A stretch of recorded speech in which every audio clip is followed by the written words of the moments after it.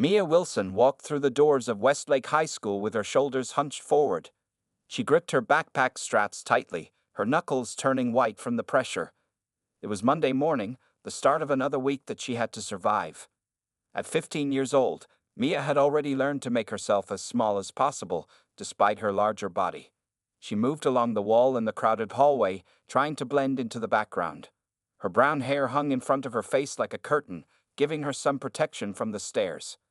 "Hey, look who's taking up the whole hallway again," a sharp voice called out. Mia didn't need to look up to know it was Amber Collins, captain of the cheerleading squad and the most popular girl in 10th grade. Amber stood with her usual group of friends, all of them thin, pretty, and dressed in the latest fashions. They laughed at Amber's comment, their eyes fixed on Mia. "Sorry," Mia mumbled, pressing herself even closer to the wall as she hurried past. "You should be," another voice added. This one belonged to Jake Peterson, star of the football team and Amber's boyfriend. "Maybe try a salad sometime." More laughter followed Mia down the hall. She blinked rapidly, fighting back tears that threatened to spill over. She would not cry at school. That was her rule. She saved her tears for the safety of her bedroom, where no one could see her break down. Mia finally reached her locker and quickly spun the combination. Inside was her neat collection of books and a small mirror she used to check that her face didn't show any signs of crying. Her cheeks were red. That could be from walking fast. She grabbed her books for English class, her favorite subject, and closed the locker door. "Hey, Mia," a friendly voice called out. It was Tara, one of the few people at Westlake who was actually nice to her. Tara wasn't popular, but she wasn't a target either. She existed in the middle ground of high school hierarchy. "Hi," Mia said, offering a small smile. "Want to walk to English together?" Tara asked, adjusting her glasses. "Sure." They walked side by side down the hall. Tara chatted about the book they were reading in class, while Mia nodded and added short comments. This was their routine. Tara talked, and Mia listened. It worked for both of them. In English class, Mia sat in the back corner, her usual spot. She liked Ms. Parker, who never called on students unless they raised their hands and who seemed to actually care about what teenagers thought.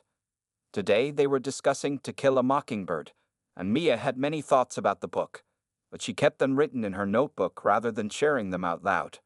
When the bell rang to signal the end of class, Miss Parker called out, "Don't forget, your creative writing assignments are due on Friday."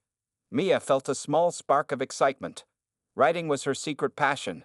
In her journal at home, she filled pages with stories, poems, and thoughts that she never showed anyone. The creative writing assignment was to write a personal essay about an important moment in their lives. Mia already had ideas flowing through her mind.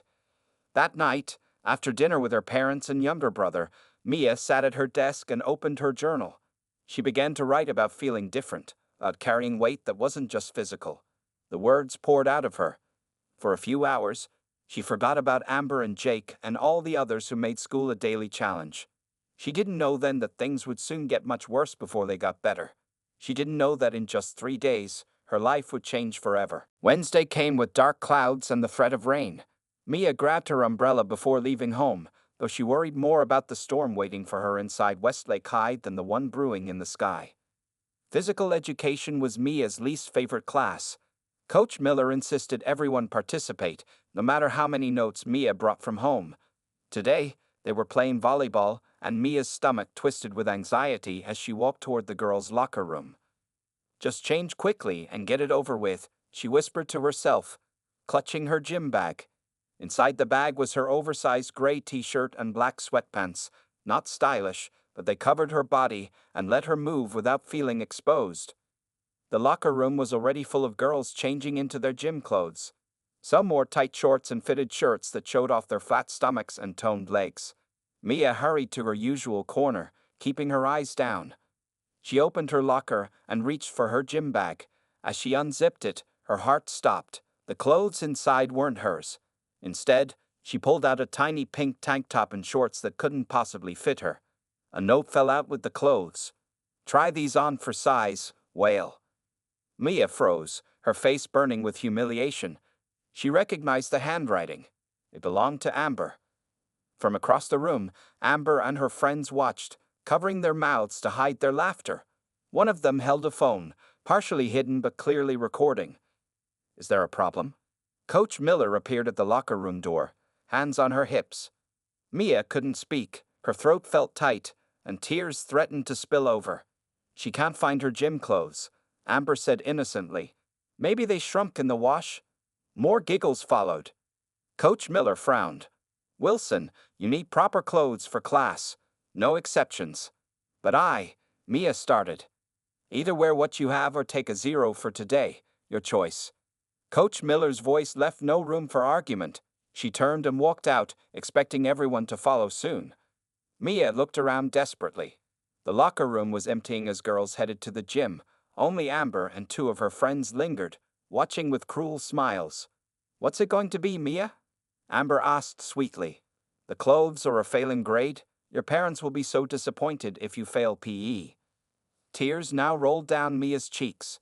She knew her parents would be upset if she failed any class. Her father already questioned why she couldn't be more athletic, like her younger brother. With shaking hands, Mia took the small clothes to a bathroom stall. She changed quickly, struggling to pull the tight fabric over her body. The tank top exposed her stomach, and the shorts dug painfully into her thighs. When she stepped out, Amber was waiting with her phone. Work it, girl. Amber called out, taking photos as Mia walked past, trying to cover herself with her arms. The walk to the gym felt endless. Every step was torture as the tight clothes restricted her movement and showcased every part of her body she tried so hard to hide. When she pushed open the gym doors, the reaction was immediate. Laughter erupted from various corners of the room. Boys pointed and whispered. Some girls looked away in embarrassment, but no one stepped forward to help. Jake, standing with his friends near the volleyball net, called out, "Looking good, Mia. Did you borrow your little sister's clothes?" More laughter followed. Coach Miller blew her whistle for attention, but did nothing to stop the comments. For the next 45 minutes, Mia endured the worst PE class of her life. Every jump for the volleyball, every movement she made resulted in more laughter and comments. By the end of class, her face was streaked with tears she couldn't hold back. When the bell finally rang, Mia ran back to the locker room, but the worst was yet to come. By lunchtime, photos of her in the tight gym clothes were all over social media, with cruel captions and comments piling up by the minute. Mia hid in a bathroom stall for the rest of the day, her world shattered, unaware that this terrible moment would eventually lead to something no one could have predicted. For the next 5 days, Mia did not go to school. She lay in her bed, covers pulled over her head, pretending to be sick. At first, her mother believed her complaints of stomach pains and headaches. By the 3rd day, however, Sarah Wilson grew suspicious. "Mia, honey," her mother said, sitting on the edge of her bed Thursday morning. "You've been in bed for days now. I think it's time to tell me what's really going on." Mia turned away, facing the wall. Her phone buzzed constantly on her nightstand. She had stopped checking it after the first 100 notifications. The pictures had spread beyond Westlake High, reaching students from other schools. The comments were worse than the photos. "It's nothing," Mia whispered. Sarah gently placed her hand on Mia's shoulder. "This doesn't look like nothing to me. You love school. You've never missed this many days, not even when you had the flu last year." When Mia remained silent, her mother picked up her phone. "Do you mind if I look?" Mia didn't answer, which her mother took as permission. Sarah scrolled through the notifications, her face growing paler with each swipe. She saw the photos of her daughter in clothes too small, saw the cruel comments, saw how many people had shared the images. "Oh, Mia," she said, her voice breaking. "Why didn't you tell us?" Later that afternoon, Mia sat between her parents in the principal's office. Principal Davis looked uncomfortable as he faced the angry parents and their withdrawn daughter. "We take bullying very seriously at Westlake," he said, straightening his tie. "Then why is my daughter afraid to come to school?" demanded John Wilson, Mia's father. His face was red with anger. "Why are there pictures of her all over the internet?" Principal Davis cleared his throat. "We've spoken to the students involved. Amber Collins and Jake Peterson have been given 2 days of detention. Their parents have been notified." 2 days of detention? John's voice rose. "They humiliated my daughter publicly, and they get 2 days of detention?" "Unfortunately, our hands are tied by school policy," Principal Davis explained. Without physical harm. What about emotional harm? Sarah interrupted. Look at her. She hasn't eaten properly in days. She can't sleep. How is this not harmful? Mia stared at the floor, wishing she could disappear. She hated being talked about as if she wasn't there. She hated that her parents had to fight this battle for her. Most of all, she hated feeling so powerless. We can arrange for Mia to see the school counselor, Principal Davis offered. Miss Reynolds is excellent with these situations. The meeting ended with promises to monitor the situation and take further action if necessary. Mia knew these were empty words. Nothing would really change. Back home, Mia locked herself in her room again. Her mother had removed her phone, thinking it would help, but the damage was already done. Mia felt the weight of her humiliation pressing down on her chest, making it hard to breathe. She pulled out her journal and began to write. The words poured out of her, angry, sad, confused words that filled page after page. She wrote about how it felt to be judged only for her body. She wrote about the laughter that followed her down hallways. She wrote about the clothes that didn't fit and the life that sometimes felt the same way. Around midnight, exhausted from writing and crying, Mia finally fell asleep. Her journal lay open beside her, the pages tear-stained but filled with raw truth. The next morning, Ms. Reynolds, the school counselor, called the Wilson home. I'd like to see Mia today, if possible, she said to Sarah. I think I might be able to help. Mia didn't want to go, but her parents insisted. As she reluctantly got dressed for the first time in days, she had no idea that the conversation waiting for her would plant the seed for something unexpected, something that would change everything. Ms. Reynolds' office was smaller than Mia had expected. Plants lined the windowsill, and instead of a desk, there was a round table with comfortable chairs. The walls were painted a soft blue color that somehow made the room feel safe. Come in, Mia, Ms. Reynolds said with a warm smile.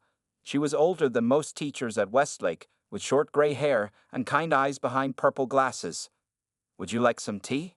Mia shook her head and sat down, staring at her hands folded in her lap. I've heard about what happened, Ms. Reynolds said, sitting across from her. And I want you to know how sorry I am that you experienced that. Mia didn't respond. She had heard many apologies in the past few days, but none of them erased the photos or the comments. You don't have to talk if you don't want to, Ms. Reynolds continued. But I thought you might want to see something. She slid a magazine across the table. It was called Teen Voice, and the cover showed a group of teenagers from different backgrounds, all smiling. Mia had seen the magazine before but had never bought it. They're holding a writing contest, Ms. Reynolds explained. The theme is Finding Your Voice Through Adversity. The winner gets published in the magazine and receives a $1,000 scholarship. Mia glanced at the magazine but didn't pick it up. Your English teacher, Ms. Parker, tells me you're an excellent writer, Ms. Reynolds said. She showed me some of your work, with your permission, of course. This caught Mia's attention. She did. Ms. Reynolds nodded. That personal essay you wrote last month about your grandmother was beautiful. Ms. Parker thought it was college-level writing. A small flicker of pride lit up inside Mia. Writing was the one thing she felt confident about, though she rarely shared it with anyone. I'm not telling you what to do, Ms. Reynolds said gently. But sometimes turning pain into something creative can be healing. And your voice deserves to be heard, Mia. For the first time since the incident, Mia felt a tiny spark of something other than shame. She picked up the magazine and read the contest details. After her session with Ms. Reynolds, Mia walked down the empty hall to her locker. School was out for the day, and she had only come for the counseling appointment. As she gathered some books she needed, she heard voices approaching. I can't believe we only got 2 days of detention. Amber's voice echoed down the hall. My parents didn't even care. They said it was just a joke. Yeah, mine too, Jake replied. They were more worried about the game I'll miss on Saturday. Mia froze, pressing herself against her locker, hoping they wouldn't see her. Did you see how many likes those pictures got? Amber continued, laughing. I bet she won't show her face here for weeks. Their voices faded as they turned the corner, but their words remained, hanging in the air around Mia. Something shifted inside her. A feeling that started as a knot in her stomach began to transform into something else. Determination. That night, Mia sat at her desk, the magazine open beside her computer. She created a new document and titled it The Weight of Words. Her fingers hovered over the keyboard for a moment before she began to type. She wrote about the locker room. She wrote about the clothes that didn't fit. She wrote about the laughter and the pictures. But she'd also wrote about the years before that, about feeling invisible and then suddenly too visible, about carrying the weight of other people's judgments, about a world that seemed to value appearance over everything else. The words flowed more easily than they ever had before. By midnight, Mia had written over 2,000 words, far more than the contest required. She saved the document, her heart racing with a mixture of fear and excitement. For the first time in days, she fell asleep without crying, the magazine contest deadline circled in red on her calendar. She didn't know if she would win, but somehow, just writing her truth felt like a victory. Mia stared at the email on her screen, reading it for the 5th time to make sure she hadn't imagined the words. Congratulations! Your essay, The Weight of Words, has been selected as the winner of our annual Teen Voice Writing Contest. Her hands shook as she scrolled down, reading about how the judges had been moved by her honesty and courage. The email explained that her essay would be published in next month's issue, and she would receive a $1,000 scholarship. There was also an invitation to speak at Teen Voice's annual youth conference in Chicago. "Mom," Mia called out, her voice cracking with emotion. "Mom, come here." Sarah Wilson rushed into the room, worry on her face. Mia hadn't called for her with such urgency in weeks. "What is it? What's wrong?" Mia turned her laptop screen toward her mother. "I won," she whispered, still not quite believing it herself. "They chose my essay." Sarah's eyes widened as she read the email. She wrapped her arms around her daughter, tears forming in her eyes. "Oh, Mia, I'm so proud of you." That night, the Wilson family celebrated with Mia's favorite dinner. Even her younger brother, who usually teased her, gave her a high five. "That's really cool, sis," he said with genuine admiration. The next morning, Miss Reynolds called Mia to her office. When Mia arrived, she found Miss Parker, her English teacher, there as well. "We heard the news," Ms. Reynolds said, beaming. "Teen Voice called the school to verify you're a student here." "We're so proud of you," Miss Parker added. "Would you be willing to share your success with the school? Principal Davis thinks it would be a powerful message about overcoming bullying." Mia hesitated. The thought of standing in front of the school, especially after everything that had happened, made her stomach tighten with fear. "You don't have to decide now," Ms. Reynolds assured her. 3 weeks later, the new issue of Teen Voice hit newsstands. Mia's essay was featured prominently, with a small photo of her beside it. The photo was one she had taken herself, a close-up of her face, smiling and confident, showing only her eyes and smile rather than her body.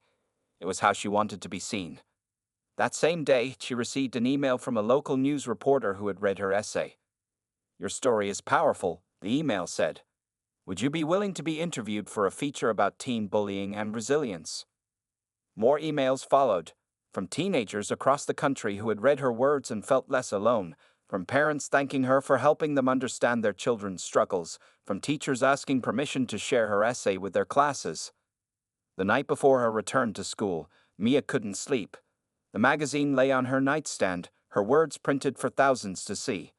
No matter what happened tomorrow, she had done something that mattered. When she walked through the doors of Westlake High the next morning, she was surprised to see copies of Teen Voice in many students' hands.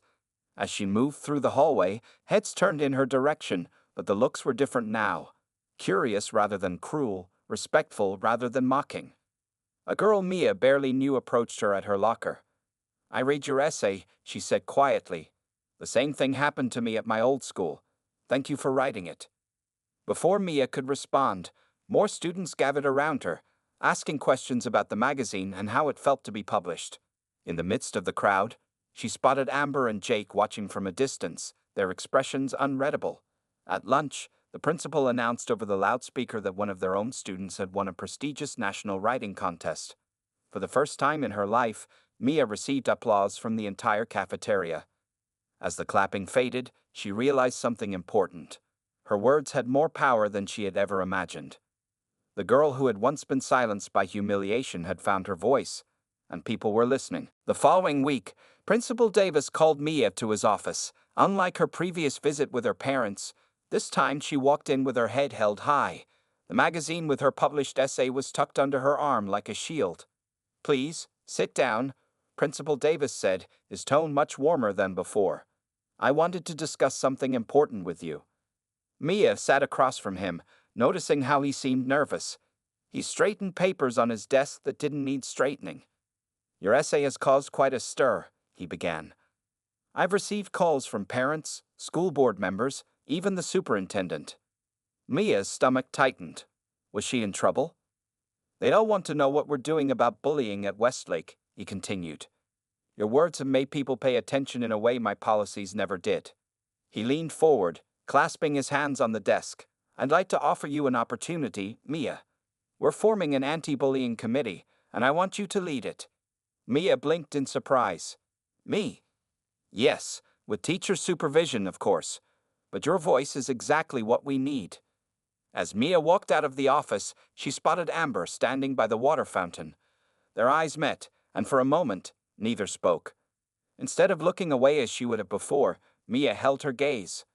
Amber was the first to break the silence. Everyone's talking about your stupid article, she said, but her usual confidence was missing. It's an essay, not an article, Mia corrected her calmly. Did you read it? Amber shrugged, looking at the floor. My mom made me. She was pretty mad about what I did. Mia hadn't expected this conversation, but something told her it was important. Principal Davis is starting an anti-bullying committee. I'm going to lead it. Good for you, Amber said with a hint of her old sarcasm. We need people who understand both sides, Mia continued, surprising herself with her own words. People who know what it's like to be the bully, not just the bullied. Amber's head snapped up. Are you asking me to join your stupid committee? I'm offering you a chance to fix what you broke, Mia replied. It's up to you. She walked away, heart pounding.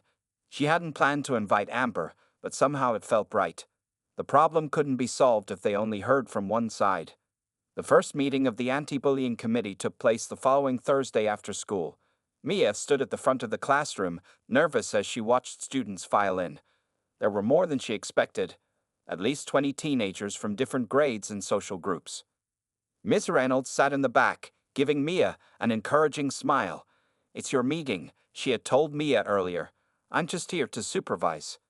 As Mia prepared to speak, the door opened one last time. Amber walked in, followed by Jake. The room went quiet as they took seats in the back row. Thank you all for coming, Mia began, her voice shaking slightly. I know we're all here for different reasons. Some of you have been bullied, some of you have been bystanders. And some of you, her eyes met Amber's briefly, have been on the other side. We're not here to blame or shame anyone. We're here to make Westlake better for everyone. For the next hour, students shared stories and suggestions. Mia wrote everything down on the whiteboard. By the end of the meeting, they had a list of ideas. A peer mediation program, a buddy system for new students, a social media awareness campaign. As people filed out, Amber approached Mia.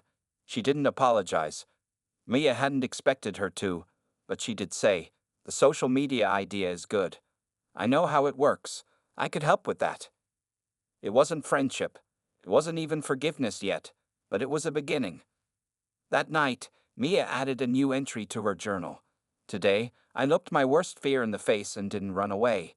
Maybe that's what courage really is, not the absence of fear, but the decision that something else is more important. 2 years later, Mia stood on the stage of the Westlake High School auditorium, looking out at the faces of students from all 5 schools in the district. At 17, she was taller now, her brown hair cut into a stylish bob that framed her face. She still carried extra weight, but it no longer defined her in her own mind or in the eyes of others. Welcome to the 2nd annual Voices Against Bullying Conference, she said into the microphone, her voice clear and confident. 2 years ago, I was humiliated in the worst way possible. Today, I'm here to tell you that your worst moment doesn't have to be your last chapter.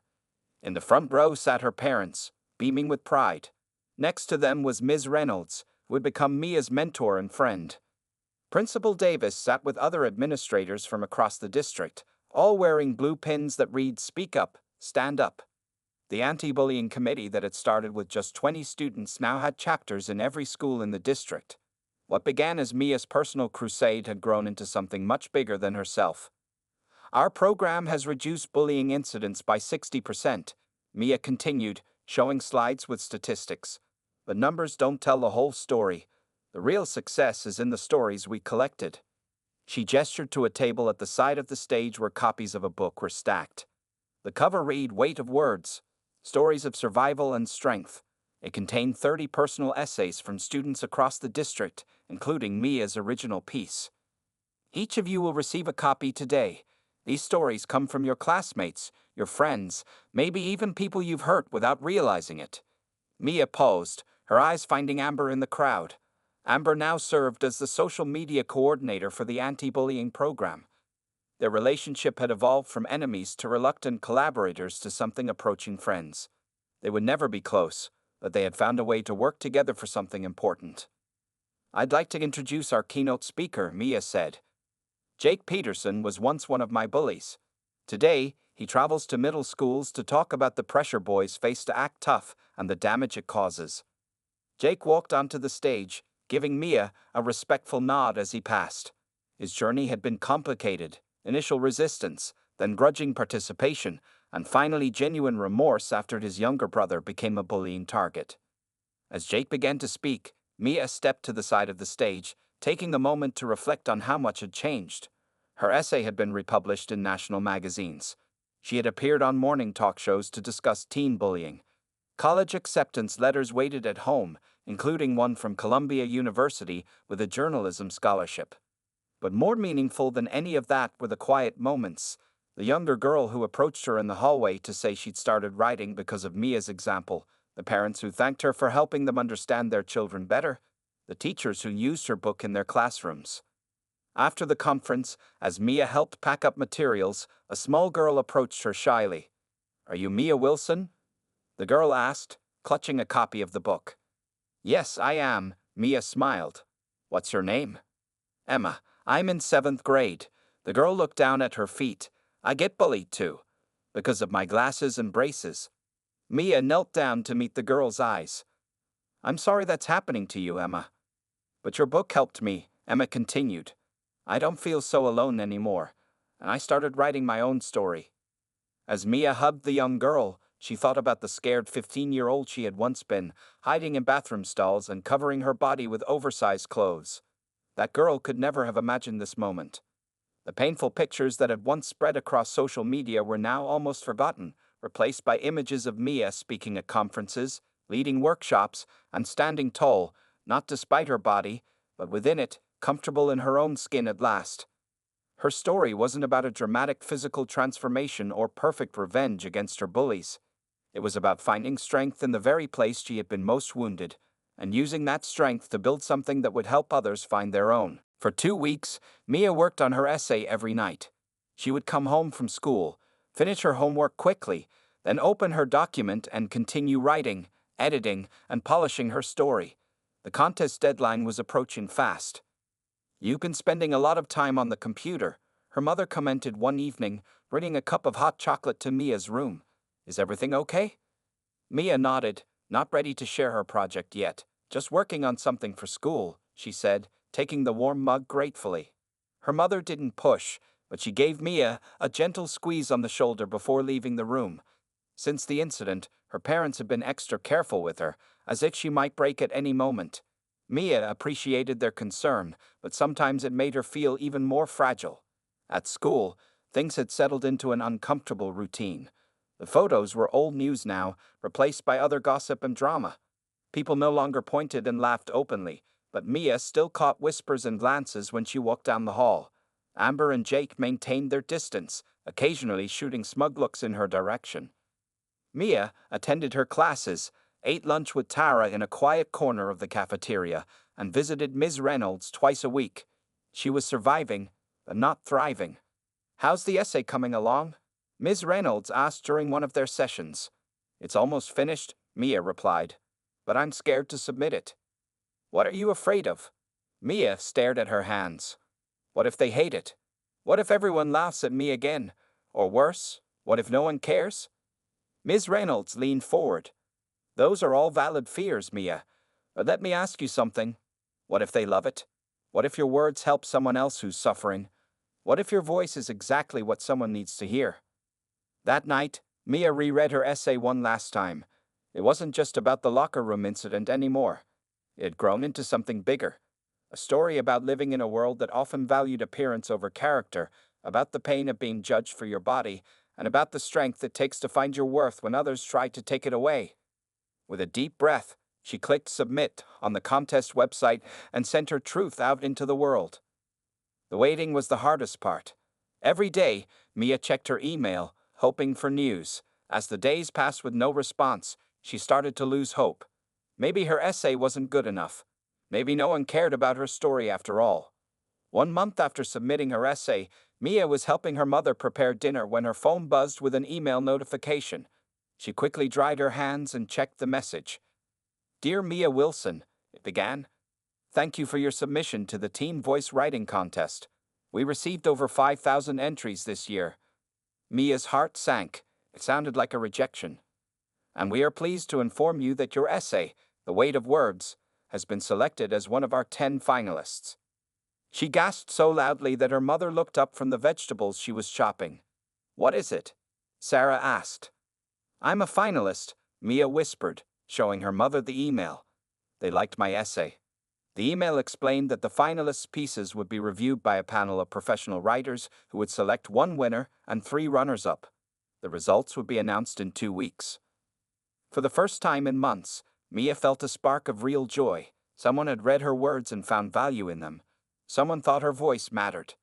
That night, she wrote in her journal, "Today, I remembered what it feels like to be proud of myself. No matter what happens next, I know now that my words have power. They helped me find a strength I didn't know I had. Maybe they can help others too." As she closed her journal, Mia didn't know that in just 2 weeks, her life would change in ways she never imagined. The girl who had been silenced by shame was about to find her voice and discover that it was louder and more powerful than she ever dreamed possible.